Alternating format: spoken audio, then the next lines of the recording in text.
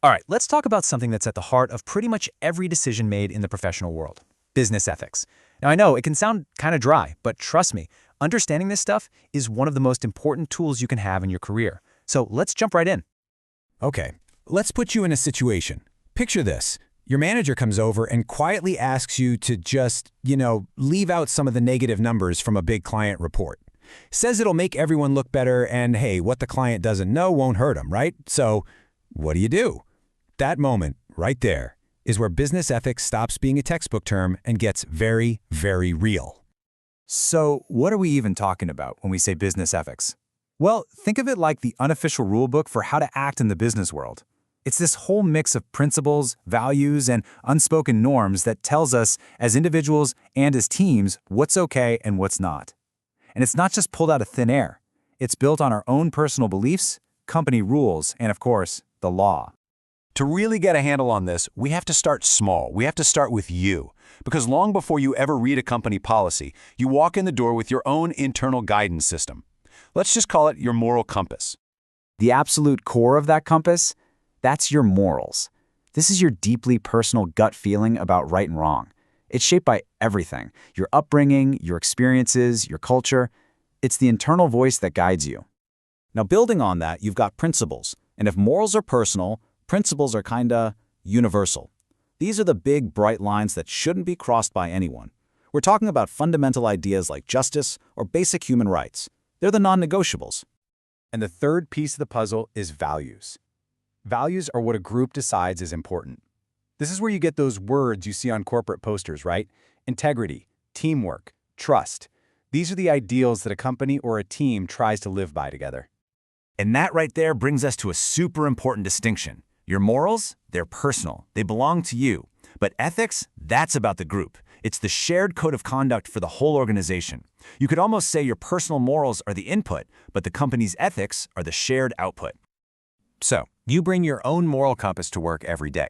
But here's the thing, you're not working in a bubble. The second you walk in, you're stepping into the powerful current of that specific company's ethical culture. So what is an ethical culture? Really, it's the vibe of the place.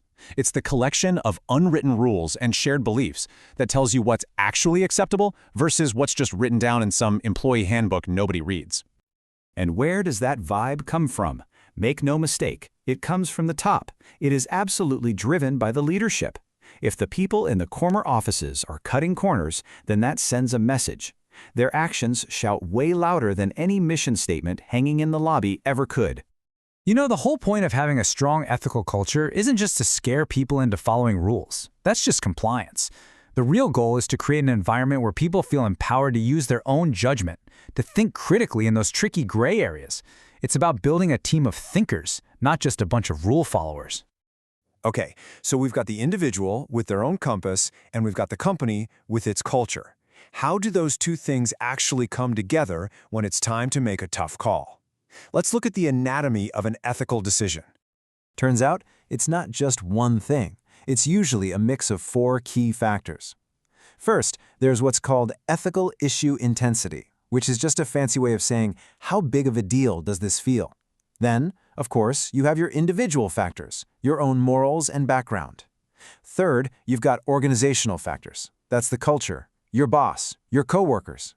And finally, there's opportunity. Basically, how easy or hard is it to get away with something? Now, if you take away only one thing today, please let it be this. We all like to think that our own moral compass is our strongest guide, but the research is crystal clear. The company culture and what your peers and managers are doing often have a stronger pull on your final decision than your own personal values. That's how powerful a workplace environment can be. Okay, so let's zoom out one last time, because beyond you and beyond your company, there's an even bigger set of rules that governs everybody, and that's the legal and social framework of society itself. The formal term for this is institutionalization, but all it really means is the whole system of laws, regulations, and public opinion that rewards companies for doing the right thing and punishes them for doing the wrong thing. These are the ultimate boundaries for any business. You can think about this framework in 3 layers. At the bottom, you have the mandated boundaries. These are the actual laws and regulations. It's the bare minimum. Then you have core practices. These are the standards and best practices for your specific industry.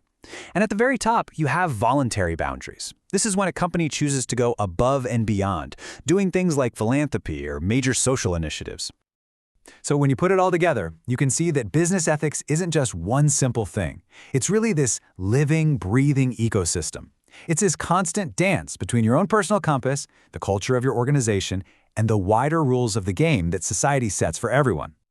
And that's really the secret to all of this. Being good at navigating business ethics means you're always aware of all three of those layers: the individual, the organizational, and the societal. Because any decision you make at work is never just about you. It's about you, inside your company, which is inside society.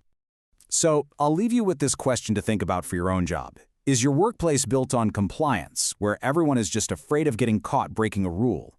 Or is it built on a real, thriving ethical culture? One that actually trusts people to use their best judgment? Think about it. The answer to that question tells you everything you need to know. Thanks for tuning in.